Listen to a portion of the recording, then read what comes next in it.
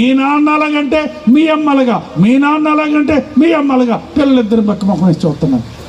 చర్చికి వెళ్ళాలో వద్దా? పాతవి కొన్ని జీవితాల్లో పిల్లల పుట్ల పాతవి గతించావు. కొన్ని బ్రతుకుల్లో పాతవి గతించావు.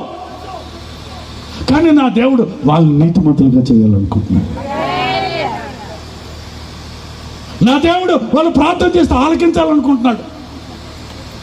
వాళ్ళు ప్రార్థన చేస్తే నాలాంటి వాళ్ళ జీవితాల్లో అద్భుత కార్యాలు చేయాలనుకుంటున్నాడు.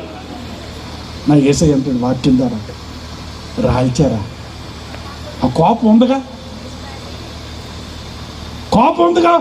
ఎప్పటి నుంచి ఉంది నీ కోపం? నాకైతే ఎప్పటి నుంచో ఉంది. నా యేసయ్య అంటాడు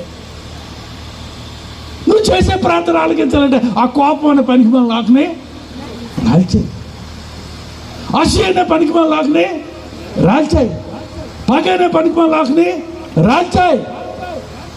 పౌలు అంటాడు పాతివి గతించను సమస్తము గుడ్డ చాపట్లు గట్టిగా ఖర్చు అంటున్నాడు.